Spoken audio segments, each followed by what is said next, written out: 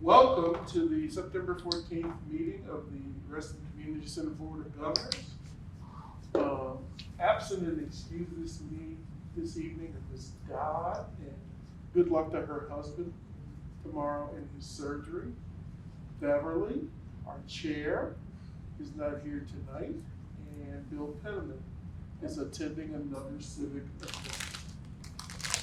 First order of the agenda is the approval of the agenda. So moved. All those in favor say aye. Aye. Approval of the minutes and the board actions, the approval of the board minutes from August the 3rd. So moved.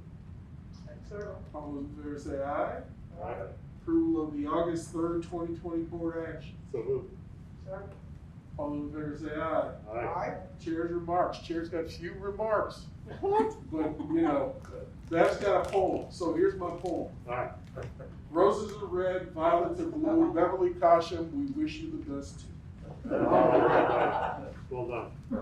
We have no, we can get her back next month. We have no visitors, therefore we have no citizen input.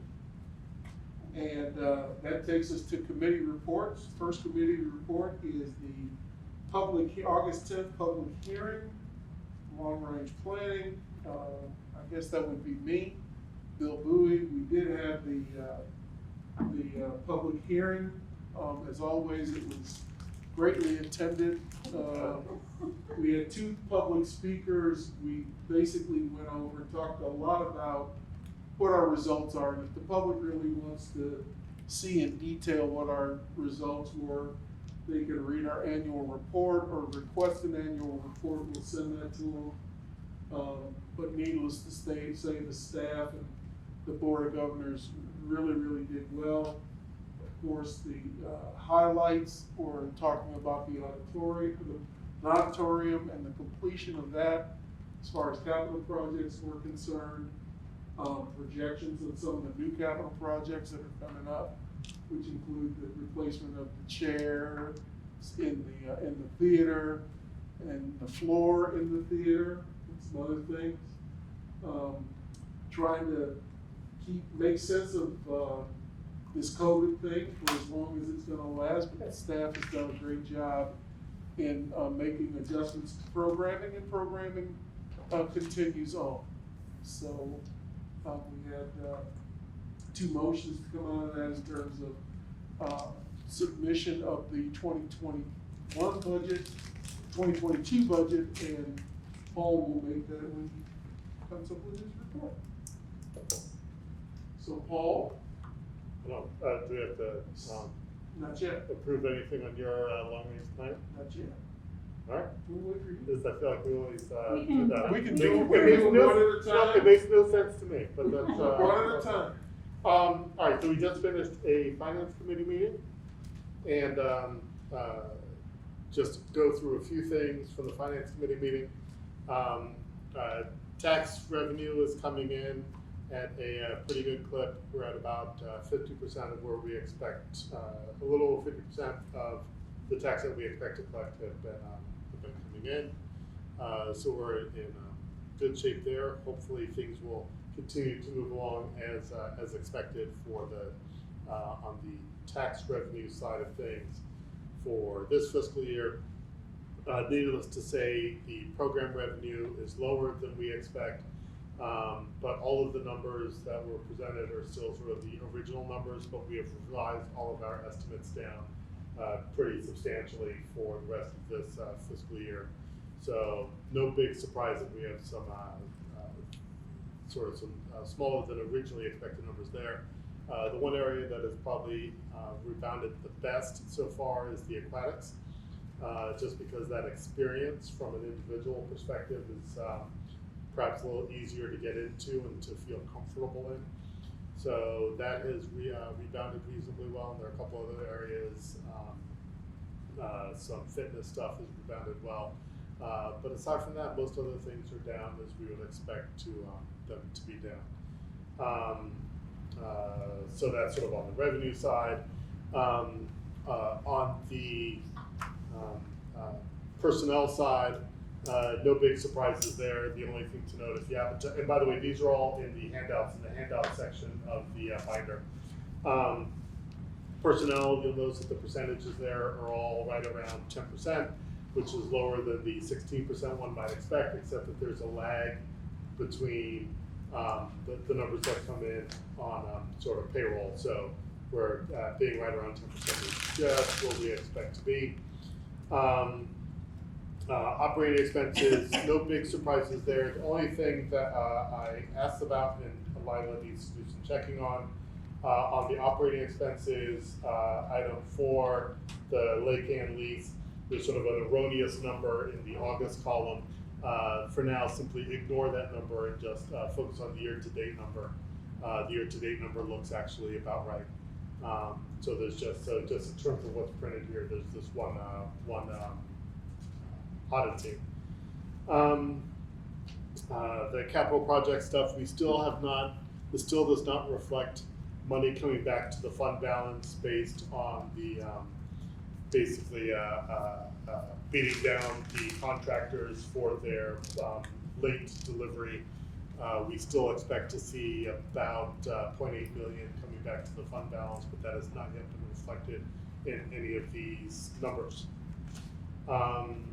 Those are overall savings, not solely attributable to Yeah. the liquidated damages. It's cumulative across savings on the contingency funds. So that's it for sort of where we are right now in fiscal year 21. Any questions on that, by the way, from anyone who wasn't there? And then I think we spent the rest of the balance of the time talking about two things, which are sort of perhaps very tightly tied to each other. When talking about the fiscal year 2022 budget memoranda, and we have 2 memoranda in here to transmit to the county, which obviously reflects tweaks to the approach that was presented at the August meeting. The major tweaks are sort of better estimates for what the personnel costs are going to be and other expenses, and tweaks to some of the revenue numbers. So we've got some tweaks to things are in here. But aside from that, the overall picture is a consistent picture. When it comes to the program revenue, still estimating everything at approximately 50% of normalcy is sort of what's baked in there. Dick brought up the opinion that he thinks that might be overly cautious, but we had a robust discussion about the uncertainty on both the tax revenue side and the program side. There's a lot of uncertainty there when we look forward enough to 2022 that we feel like where we are right now, unless Dick has a significant variance from this, there's a lot of uncertainty here, and so we feel pretty decent about sort of the range that we're in, even though there's going to be a lot of uncertainty. Reasonably presented, Dick?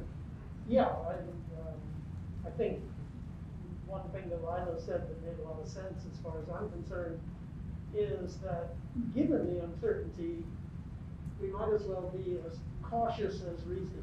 Exactly. And given the fact that even being, in my opinion, overly cautious, we still come down to a bottom line that's livable. Right. I think it's the right thing to do. Exactly. Perfect. And so that was sort of a lot of the discussion was about that uncertainty, again, on the program and on the tax revenue side in all of this. And just the only other thing I want to bring to your attention at the very end, the very last handout, just, most notably looking at the last section and the last 2 columns. That's what sort of some of the biggest action is that you can see. That sort of are the big changes, which is notice that because the maintenance reserve and the feasibility study reserve are all indicated as, they are all sort of established as percentages of our revenue. When the revenue goes down, those numbers go down as well. And so we have smaller caps, smaller numbers for those maintenance and feasibility reserves, And so part of that, just so you know, that's sort of because of the formulas there, because those set as percentages. And then yes, our capital project reserve is going down a little bit by about $900,000, but in this one year, sort of this extraordinary year, I've won pretty comfortable with that kind of use of our reserves. So any questions on sort of where we are here for the fiscal 22 picture?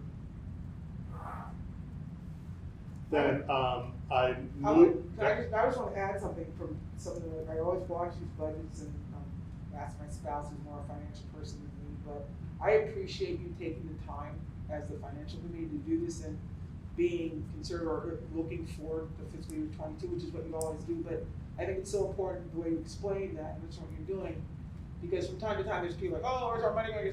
I really appreciate it, and from someone who knows little about budgeting, I think you guys being very fiscally responsible, and I hope that others who are concerned about what we're spending will pay attention and see this is protective for the whole community and not for this one. I think it's great.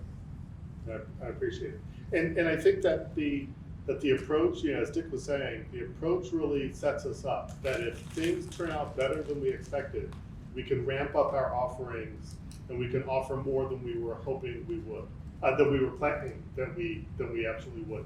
I think that's a better position to be in. Oh, because just to expose a little bit of the discussion, when we look forward to like next summer's camp season, registration for that will open in February, and my confidence that things are all hunky-dory by February is not high. And so it would be, I think it would be bad if we said, okay, we're going to sort of set a target for 80%, and then we sort of registered at that level, and then we had to, and then we underperformed, and we had some, worry about that, or we had to give refunds or whatever. I think this is a good direction to go, and it's sort of a good way for us to sort of build up if things are setting up really well in February or in the month after that. All right, is there a motion to approve the two committee reports? All those in favor say aye. Aye. And then Okay. accept the second. So I move that we direct staff to submit the budget submission and the capital projects and capital equipment budget submissions to the county as indicated by the documentation that we have. All those in favor say aye. Aye. Board members' input on activities attended. Vic? I attended the candidates forum, and otherwise I have been COVID-ly responsible. Dick? I've not attended anything except looking a lot. I watched the programs on YouTube? on the YouTube, and I think they're great. But I've not actually gone to anything. But you did come to the forum. Oh, does that count? Yes. Yeah, that counts. I was at the forum, no question. Lisa? I attended the candidates forum, and I don't know if I reported this the last time. I attended. There was a faith-based park-in at St. Thomas Becket Church with several faith communities throughout the rest. And I think one church in the Herndon area participated with the ministers, rabbi, priests, and all said prayers. Amanda was the keynote speaker, just talking about racial justice and from a faith perspective, where churches are going to step up and walk the walk. And it was COVID friendly, as in everyone had to wear their mask and also stay in their cars. If you came outside of an area, you had to stay 6 feet apart. Everyone did that. Arranged, people brought their families. They always at the senior citizens like, wait, you want to stay in our cars, and they did. People, but it was really quite nice to hear people actually wear their Good Trouble T-shirts and say they're really going to change some of the things, the way that some of their homilies and sermons. And actually, one person talked about a sermon that was posted on the webpage of MLK Church. But it was really nice to see that combination of faith and social justice come together. They're talking about doing more. So that was it was neat to see that, and people really actually talking the talk, and then seeing them do something. So hopefully we'll see more of that. Good. Paul? Just candidate information session. That's about it. Bill? And forum, did see a fascinating exhibit at the Lake Ann facility, the Julian Rose Gallery on Saturday. Very nice exhibit, pleasant, nice to see with 0 people and 1 person speaking. Good, very good. I got to attend plenty of meetings, but Can you enumerate, sir? park authority meetings and one of the cool things though is I got appointed to the chairman's task force on equity. That's Yeah. so cool. And it was Good choice. 43 people. It's really going to be an interesting exercise. I mean, Jeff McKay has he came out very boldly in the very, very beginning and said, you know, I don't have blinders on to what I've grown up with here. And it's time to fix it. I'm a lifelong resident and I've seen the problems. I've been involved in these issues. And too many times they've been brushed under the carpet. And in support of One Fairfax, among other things, we're gonna have this discussion. It's gonna be open. There's 4 basic swim lanes that we're looking at that we'll report out on by the end of the year before it moves forward to the Board of Supervisors for consideration. So that's pretty exciting. Preference poll ballots are out. If you haven't voted, please vote. Tell your family and friends to vote, which is a good thing. Also, vote for the park bond. We have a $110 million park bond that's up this year, and the lowest approval we've ever gotten is 71%. So the residents of Fairfax County love their parks, so we hope that you will continue to do that. There was a Beverly poem for the evening. It was called Autumn Conundrum. I can't read it like that. It's not that every leaf must finally fall. It's just that we can never catch them all. Well done, well done. Did you like that? I like it. That's Beverly's poem for the evening. Nice. That's shorter than yours. It was. And that's hard to do. You were gonna say. Yes, I was. Oh, for the park bond. Yes. I noticed there was some money in there, some more money for Lake Fairfax Park, which I thought was good. Since we're investing and. Well, we've spent $25 million in that park in the last 10 years. It's wonderful. And there's about another 8 million, at least, that's coming there, not to mention the fact that there's a National Hockey League team that resides in the district that is building a full-size roller rink with lights In Lake Fairfax? and stands at Lake Fairfax. Oh, you're kidding, where's it gonna be? That's yet to be announced. Oh, we don't say that. Well, But that- for all of the viewers who like our board meetings, they're gonna be in the know. And the quick story, because I want to get you guys out of here. Quick story is we got a resident of Reston that sent me a note that said, I like roller hockey and I have a connection with the Washington Capitals. And I said, okay. I said, well, why don't you invite them to lunch? And we had lunch at Not Your Average Joe's. And these guys said, well, we got this money to spend. And I said, well, I'm here to take your money. Definitely here to take the money off your hands. You got money, we got land. And so it was a very, very nice marriage. It'll end up to be about a $400,000 project. Groundbreaking on it will be in about 6 weeks. No way, no way. We may That's have fast, it before the end of the year, but probably in the February timeframe. Up in the back where the Yeah, soccer fields are? where's it gonna be? It'll be in a very, very nice place. It's gonna be right next to the skate park. Oh. That's good area. Right Makes a there. certain A amount of lot of sense. that's gonna be cleared out, so it'll be between the camping ground and the skate park. That's cool. Right. But it'll have lights, stands, and a full Wow. deal. So that's something that's pretty, That's neat. Right. we're pretty excited about. And we're also talking to the Washington Nationals about another project. Major League Baseball and the Nationals dumped almost $1 million into Crabtree 2 years ago. And so we think we found another opportunity to relieve them of some of their opportunities there. So lots of cool things going on. But thanks for bringing up the Lake Fairfax. But Yeah. Lake Fairfax, I love that. Among part. other- I live there. among other things. Okay? All right, executive director. So I urge people to read it. Particularly want to bring your attention to the communications block, just to give you an idea of the breadth of the activity undertaken by our communications team.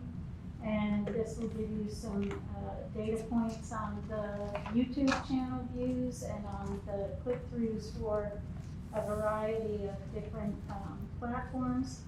Our fall online program guide, as of the end of last week, had been viewed 2,840 times by 1,303 readers who spent 189 hours of their lives reading the fall program guide, which is very impressive for Really? a non-print publication.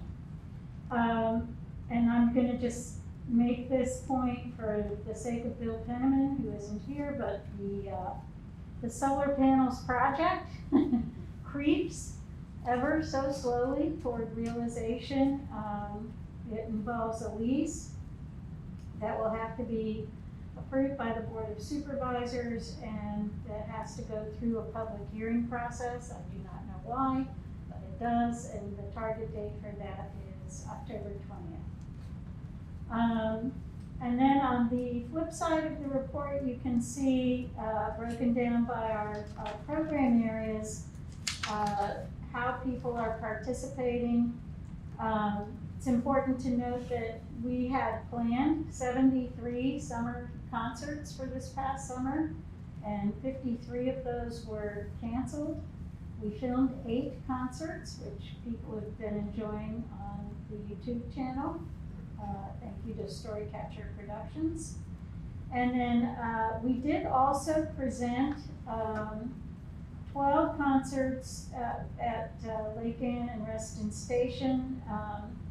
9 of those actually occurred, 3 of them were rained out, but the people who were there for those concerts were deeply appreciative of that. So those are the highlights, but there's a lot of data in that report. Okay. Is there any old business? I would bring up something, I don't know if old new business seems to escape the agenda, but I'd like to bring up the possibility of the live recording of our board meetings. We worked with the candidates forum, even though we had nobody who actually called in with a question. It still seems to me that given the COVID situation, it's good for the community-centered and particularly the board to kind of go an extra step, even if it's not considered absolutely necessary and has not done before, and advertise the fact that all of the board meetings will be live shown, and with the possibility of somebody calling in. In other words, to me, what that is saying is that people who don't feel that they can physically come here still have the same ability to participate in the board meetings as somebody who does come. And it wouldn't necessarily be a permanent thing, it's only a question, it's only arises because of the COVID thing. But I think it would be, first of all, a really good gesture to the community, and second of all, that maybe it will generate some interest when people don't feel they have to physically drive here and attend the meeting.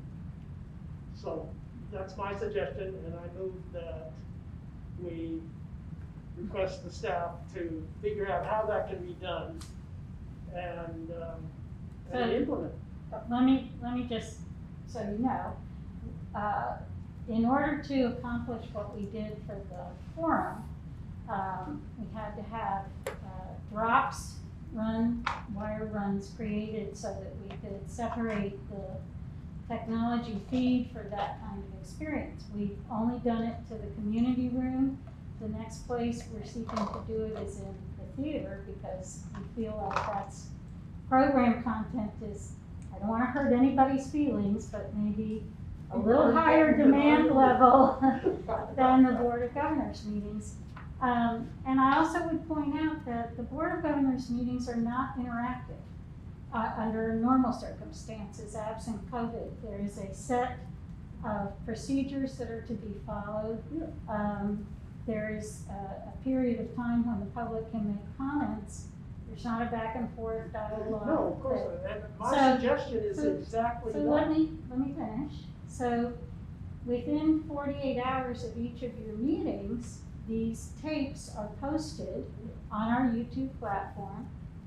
All day, every day, 24 hours a day, 7 days a week, our RCC contact mailbox is available for people to post questions, create suggestions, give us comments and feedback. So I'm happy to further explore this, but there is no small cost involved.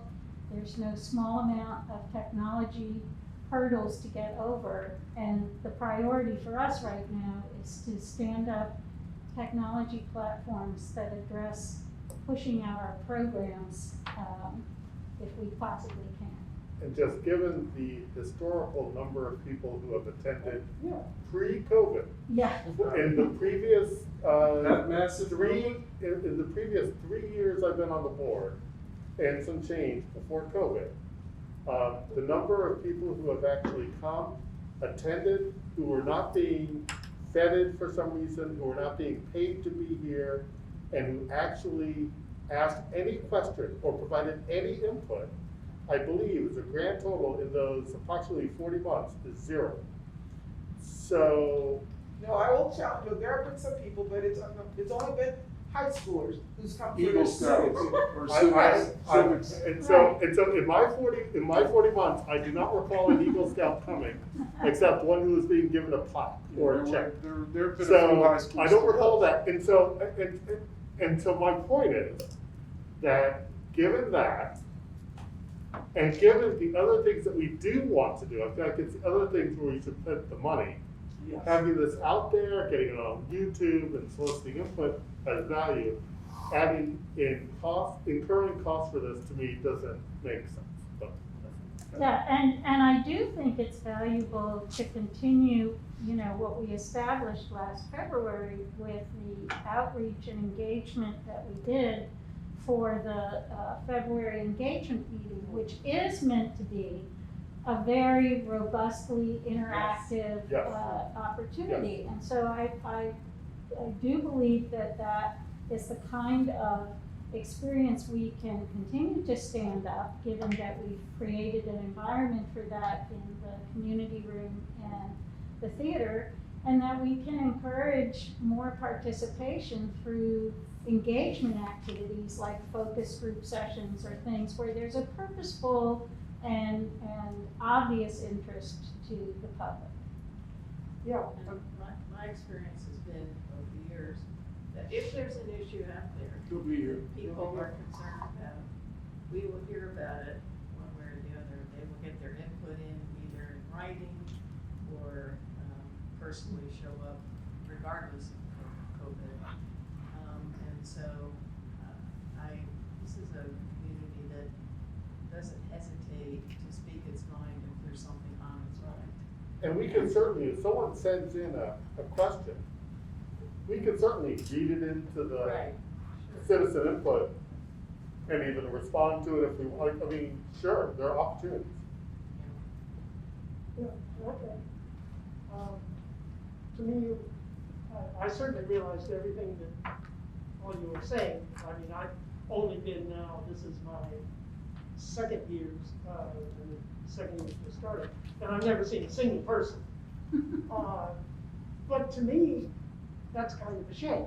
It is. And, everything that we can do to sort of help advertise, even if it's just a gesture, and I use the word gesture because I realize that people don't come to these meetings.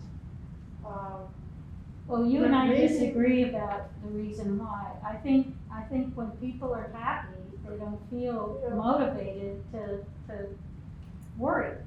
No. And people have a lot of other things on their mind right now. They do. Not really. You know, I mean, sorry, with people with kids No. trying to get them to school, and, I- you know, and I think the more we can relieve people, with programs and so forth, and give them some, And you to, know, and personal create, benefit, and I create, think we should put our meaningful efforts there. engagement opportunities. Yes. I think having an experience where the point is to let people talk with each other, make suggestions, give us input and feedback, yes, absolutely.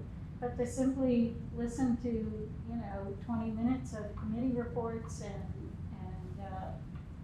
what you've all been doing, I mean, it's fascinating to us, but it's. But doing it live, like, to me, the idea of engaging with them, fine, but them not showing up here means that synchronous discussion is not what they're into. Yeah, no, I And so putting real effort into improving the asynchronous communication, to me, is a, understand. Any other business this evening? Seeing that I there's move that no, we adjourn. we're adjourned. Well,